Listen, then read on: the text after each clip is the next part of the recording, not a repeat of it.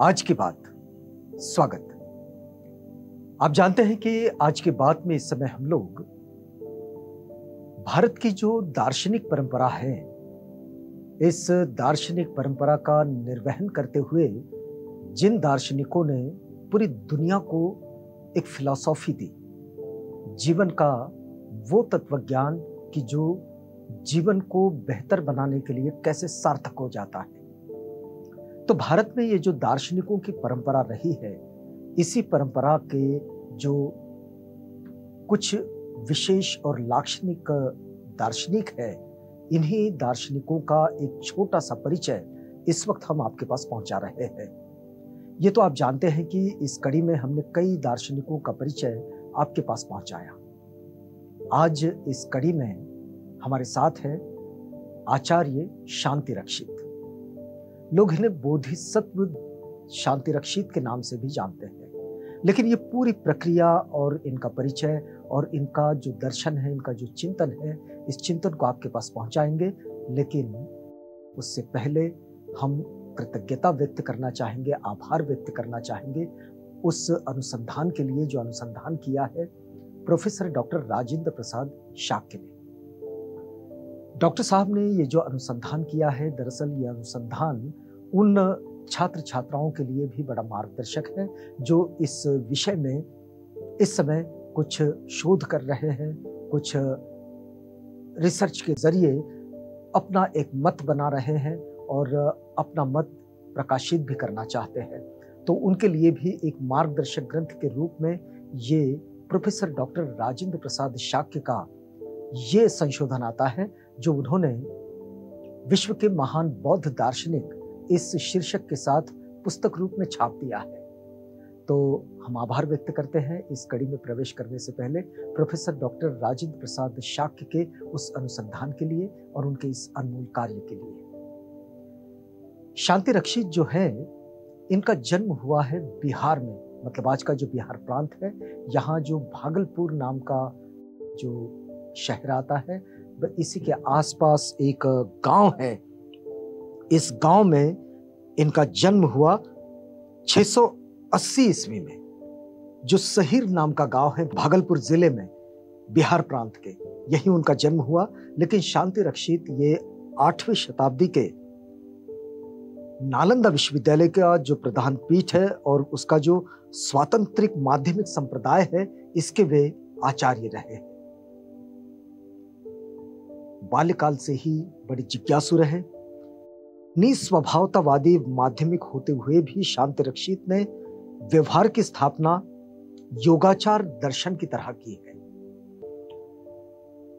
और सुप्रसिद्ध योगाचार स्वातंत्रिक माध्यमिक दर्शन प्रस्थान की आचार्य शांतिरक्षित ने स्थापना भी की।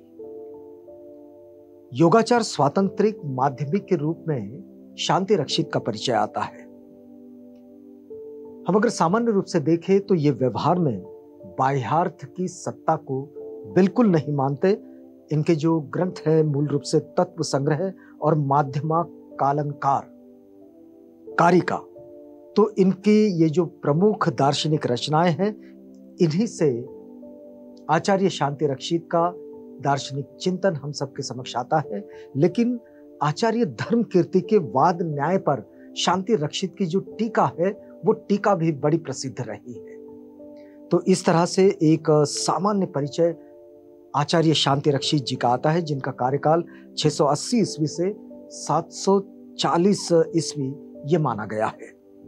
आचार्य शांतिरक्षित जब नालंदा गए ज्ञान की खोज में, तो नालंदा में उन्होंने चीनी यात्री इत्सिंग के साथ बौद्ध ग्रंथों का अध्ययन किया और यहीं पर आचार्य ज्ञान गर्भ से उन्होंने प्रव्रज्ञा ग्रहण की और वे बौद्ध हो गए और तभी इनका नामकरण हुआ है शांतिरक्षित। उसके पहले इनका नाम था भागल। कुछ ग्रंथों में ये नाम भगल के रूप में भी दिखाई देता है, लेकिन बौद्ध दीक्षा के पश्चात, धम्म दीक्षा के पश्चात उनका नाम हुआ शांतिरक्षित।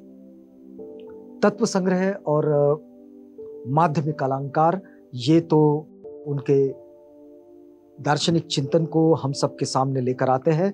लेकिन आचार्य शांति रक्षित नालंदा के मौलिक प्रतिभा संपन्न आचार्य एवं बौद्ध न्याय परंपरा के वे एक महान दार्शनिक रहे हैं। यानी कि जो बौद्ध संप्रदाय में या बौद्ध चिंतन की परंपरा में, बौद्ध साहित्य परंपरा में जो चिंतन आता है, इसमें जो तार्किक परंपरा रही है, दिग्नाग, आचार्य दिग्नाग से ये जो परंपरा आगे बढ़ी तर्कवाद वाली, तो इस परंपरा के वे बड़े ही महत्वपूर्ण आचार्य रहे हैं। एक बड़ी महत्वपूर्ण घटना आचार्य शांति रक्षित के जीवन में घटी। 75 साल की उम्र थी उनकी, और नालंदा में उनकी ख्याति ये थी कि इनके जैसा बुद्ध धर्म का प्रचारक कोई नहीं। तो तिब्बत के राजा ने आचार्य शांति रक्षित को उनके उम्र के 75वें साल में तिब्बत के लिए बुलावा भेजा, और तिब्बत में बुद्ध धर्म के प्रचार प्रसार के लिए उनको ये बुलावा था, और वे गए भी। लेकिन तिब्बत में जाने के बाद बोधिसत्व शांति रक्षित के रूप में उनकी पहचान बनी। जो आचार्य शांति रक्षित है वे ही बोधिसत्व शांति रक्षित के रूप में वहां प्रचारित हुए, और उनके उपदेश से प्रभावित होकर हजारों लोगों ने बुद्ध धर्म की दीक्षा ग्रहण की, और वहां बुद्ध धर्म को अंगीकार कर उसे अपनी जीवन शैली का हिस्सा उन्होंने बनाया। और फिर राजा की इच्छा के कारण ही शांति रक्षित ने वहां बुद्ध विहारों का, मठों का निर्माण करवाया, और बहुत सारे बौद्ध ग्रंथों का तिब्बती भाषा में अनुवाद भी किया। अनेक दार्शनिक ग्रंथों की इस समय उन्होंने रचना की। हमने आचार्य कमलशील और आचार्य पद्मशील, ये दो नाम हमने सुने हैं। दरअसल ये दोनों आचार्य शांति रक्षित के बड़े ही सम्मानजनक शिष्यों में इनका स्थान आता है। बौद्ध दार्शनिक सिद्धांत जो है, इसमें आचार्य शांति रक्षित का जो क्षणिकवाद है, इस क्षणिकवाद का सिद्धांत ये बड़ा उल्लेखनीय है। यहां प्रोफेसर डॉक्टर राजेंद्र प्रसाद शाक्य लिखते हैं उनकी इस पुस्तक में, वे कहते हैं कि यह सिद्धांत स्पष्ट रूप से उस यथार्थ का दर्शन कराता है जो बौद्ध न्याय परंपरा का चिंतन विषय रहा है। और शांति रक्षित का क्षणिकवाद इस सिद्धांत के संबंध में यह कहना है कि प्रत्येक क्षण में उस सत्ता का कुछ भी लेश नहीं रह जाता जिसका पूर्व क्षण में अस्तित्व रहा होता है। यानी बड़ी ये जो बदलाव की बात जो तथागत कहते हैं कि भाई इस संसार में परिवर्तन कितनी तेजी से होता है, तो यहाँ अपने अनुभव के आधार पर, अपने अनुभूति के आधार पर आचार्य शांति रक्षित कहते हैं कि पिछले क्षण में जो कुछ था वो इस क्षण में बिल्कुल नहीं होता, उसका लेश मात्र भी नहीं होता। मतलब ये जो क्षण होता है ये बिल्कुल नया होता है प्रत्येक चीज के लिए, फिर वो चाहे चैतसिक हो चाहे भौतिक हो, लेकिन उन सब के लिए ये एक नया क्षण होता है। वे आगे कहते हैं कि जिसका ये पूर्व क्षण में जो अस्तित्व रहा होता है वो इस क्षण में नहीं होता। क्षण अनिवार्यता विविक्त होते हैं। प्रत्येक क्षण यानी कि अर्थात प्रत्येक क्षणिक वस्तु अपने निष्पन्नत्व के साथ ही विनिष्ट हो जाती है, क्योंकि उसकी सत्ता दूसरे क्षण तक नहीं रहती, और इसे क्षणिकता या विनाश भी कहा जाता है। तो इस तरह से ये जो अनित्यता का सिद्धांत है तथागत बुद्ध ने जिसका प्रतिपादन किए, उसी सिद्धांत को अपने अनुभव के आधार पर ये 8वीं शताब्दी में यहाँ आचार्य शांति रक्षित पुनः उसका विस्तार करते हैं और उसको पुनः व्याख्यायित करते हैं अपने अनुभवों के आधार पर।